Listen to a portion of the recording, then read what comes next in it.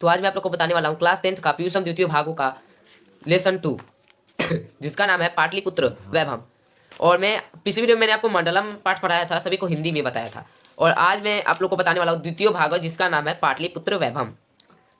तो ये है पाटलिपुत्र वैभवम का पार्ट 1। अगर आपको पार्ट 2 चाहिए तो मुझको कमेंट में जरूर बोलिएगा। तो चलिए स्टार्ट करते हैं और हिंदी में जानने के लिए हम लोग बहुत इंटरेस्टिंग होने वाला है। सबसे पहले यहाँ पर उपनिषद दिया गया है। बिहार राज्य की राजधानी पटना का महत्व सभी कालों में है। इसका इतिहास 2500 वर्षों का है। कहा जा रहा है कि बिहार की राजधानी क्या है? पटना है। इसका महत्व सभी कालों में है। इसका इतिहास 2500 सालों में है, 2500 वर्षों का है। इसका धार्मिक क्षेत्र, राजनीतिक क्षेत्र और औद्योगिक क्षेत्र विशेष रूप से ध्यान को आकर्षित करता है। धार्मिक क्षेत्र का मतलब होता है जो धर्म को मानता हो। यहाँ पर अलग अलग धर्म के लोग रहते हैं। राजनीतिक क्षेत्र मतलब जो चुनाव ना होता है, चुनाव वाले क्षेत्र, वो भी ये भी है। और औद्योगिक क्षेत्र मतलब जहाँ पर खेती बाड़ी होती है। और विशेष रूप से यही सब चीज़ों के कारण बिहार राज्य अपनी ओर सभी देशों को आकर्षित करता है। मेगास्थनीज, फहयान, हुयेनसोंग, इत्सिंग इत्यादि विदेशी यात्रियों ने पटना का वर्णन अपने अपने संस्मरण ग्रंथों में किया है। मतलब कि मेगास्थनीज, फहयान, हुयेनसोंग, ये जो विदेशी नाम है, ठीक है ना, ये लोग जो हैं ये पटना का वर्णन, ये बड़े बड़े लेखक हैं, ठीक है ना। इन्होंने जो जब पटना आए थे घूमने तो इनको पटना बहुत ही ज़्यादा अच्छा लगा और इन्होंने पटना का वर्णन अपने कवियों में लिखा है। इस पाठ में पटना ने वैभव का सामान्य परिचय दिया है। चलिए, इस पाठ में मतलब जो मैं अभी आप लोग को बताने जा रहा हूँ, इसमें पटना बहुत ही ज़्यादा समान परिचय इसमें दिया गया है। वर्तमान मतलब तो चलिए देखते हैं। प्राचीन भारतीय नगरों में एक पटना गंगा के किनारे बसा हुआ एक अद्भुत शहर है। अद्भुत शहर है।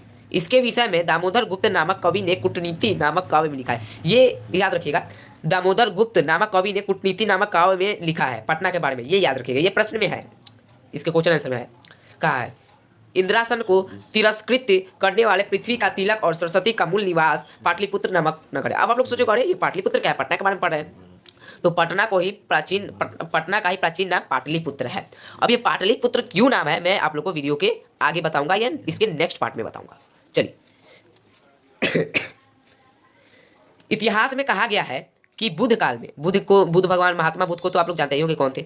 बुद्ध काल में गंगा के किनारे पर पाटलीग्राम स्थित था। अब आप लोग का माथा चकराएगा, पहले पटना, उसके बाद पाटलिपुत्र, अब पाटलीग्राम स्थित था।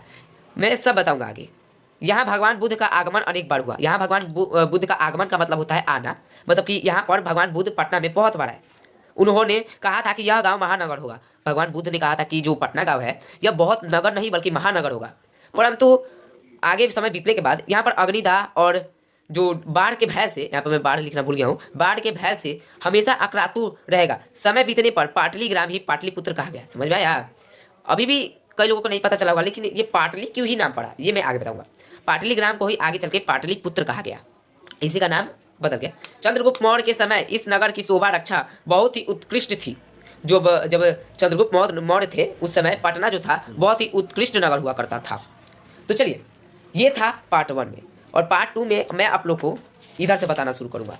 ये बहुत लंबा जाएगा, तो वीडियो जो कि थोड़ा सा बहुत ज़्यादा लंबा हो जाएगा, तो मैं अभी आप लोग को थोड़ा सा और बता देता हूँ। यूनान के राजदूत जो थे मेगास्थनीज ने अपने संस्मरण में ऐसा लिखा है कि इस नगर की महिमा प्रियदर्शी अशोक के समय बहुत ही समृद्ध थी। समृद्ध का मतलब होता है बहुत ही अच्छा थी उस समय, ठीक है ना। जब कौन थे याद रखिएगा, अशोक और चंद्रगुप्त मौर्य के समय में बहुत समय पाटलिपुत्र की पुरानी सरस्वती परंपरा बनी रही। ऐसा राजशंकर कवि ने अपने काव्य में मीमांसी नामक कवि ने शिक्षा प्रमुख ग्रंथ में सादर याद करते हुए उन्होंने लिखा है कि, देखिए अभी ग्रंथ है एक, ये ग्रंथ है। यहाँ उपवर्ष, वर्षा, ये उपवर्ष अलग है और उसके बाद पढ़िए यहाँ उपवर्ष, उपवर्ष मतलब हर साल, वर्षा, पाणिनि, पिंगल पास करके परीक्षा तथा व्याधि, वर रुचि, इन सबको तो आप नहीं जानते होंगे, लेकिन ये जो नाम है पतंजलि, इनको तो आप लोग जान गए होंगे। ये कौन है? पतंजलि इत्यादि ने परीक्षा यहाँ पास करके प्रसिद्धि प्राप्त की है। मतलब समझ गए, प्रसिद्धि एक व्यक्ति का नाम, सॉरी पतंजलि एक व्यक्ति का नाम है। उन्होंने ही ना अब इस जो विद्यालय है इसमें जो कि उन्होंने, पतंजलि नाम है एक व्यक्ति का, उन्होंने ही परीक्षा में पास किया है। आपको अब कहेंगे कि परीक्षा पतंजलि जो कि एक कंपनी का नाम है, नहीं कंपनी का नाम नहीं है, ये एक व्यक्ति का नाम है। चलिए, तो अभी नेक्स्ट है हम लोग का, बहुत लंबा है तो इसको मैं आप लोग को नेक्स्ट वीडियो में समझाऊंगा। तो आज की इस वीडियो में इतना ही। आशा करता हूँ कि आप लोग को समझ में आ गया होगा। मैं इसका नेक्स्ट बात भी जल्द लेकर आऊँगा, चिंता मत करिए। तो चलिए, धन्यवाद। और लाइक और सब्सक्राइब करना मत भूलिएगा।